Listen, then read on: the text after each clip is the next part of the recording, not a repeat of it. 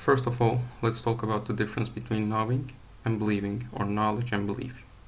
At first sight, it may seem like a basic concept, but these two terms are often confused. According to Oxford Dictionary, knowledge is defined as the information, understanding, and skills that you gain through education or experience, while belief is defined as a strong feeling that something, somebody exists or is true, confidence that something, somebody is good or right. I would like to emphasize some points here. First of all, in definition of knowledge, we see that it is the information. It does not require a subject to exist. It does not require a person's opinions or trust in order to exist. Let me make that more clear by an example. I take a box and put a pink pen inside it, then I lock the box. And then I tell you that this box contains a pink pen.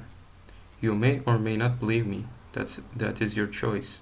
But your belief does not matter because it's a fact that there is a pink pen inside that box.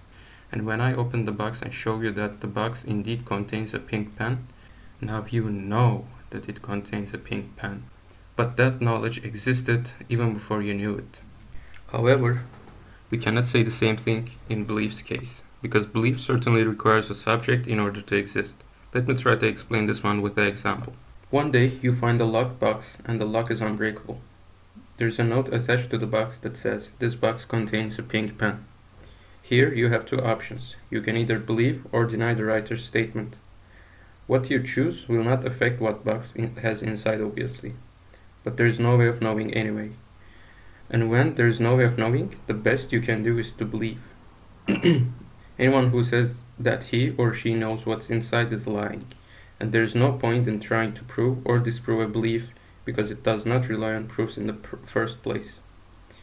You may have some clues to believe in something, like the attachment on the box, but there is never a proof, because if there was a proof, then you wouldn't be believing, you would be knowing. Also, I would like to emphasize that belief is defined as a strong feeling. Sometimes so strong, someone can deny a knowledge with evidence because it contradicts his or her belief. This may look like the wrong thing to do, but science not always is 100% proven either. So denial of evidence sometimes may be justified, but that is not our topic right now. With the fundamental stuff out of the way, we can touch on the main topic, which is science versus religion. Here, versus is not in the meaning of against, but I will just show the difference between scientific and religious methods. Let's talk about science first. And by the way, I also refer to math as well when I say science, so keep that in mind. In science, if you want to make a statement, you should include your proofs or clues, and you should explain where you got your information and where you are interpreting that information based upon. Again, to make it simpler, I will give an example. For every math theorem, there is a proof that shows theorem is correct. So here, there is no act of believing. You know that it is true because of the proof. You're seeing Pythagoras' theorem right now, but as you can see, there is no proof. So if you think this is true or false, what you're doing is believing. Now, here's the proof. After seeing this, you cannot deny this knowledge, and it's no longer a belief. Other fields of science are usually not this certain though. There's almost always something the scientist adds in order to get the result. So even when some scientific knowledge is proven, later it may turn out to be wrong. And when there is something that science cannot explain, then it will just say, "I don't know."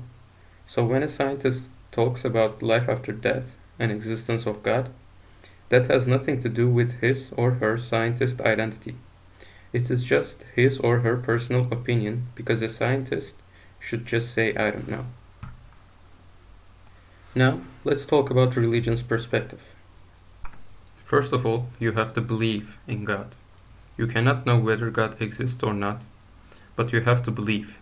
But according to Abrahamic religions, you don't do that out of thin air. You have clues around the universe to see that it was all done by a master creator. I will not talk about them in this video, but I think you know what I'm talking about. But again, there is no proof or disproof of existence of God. So when someone believes in God, saying that he or she is against science or is denying scientific proof is nonsense.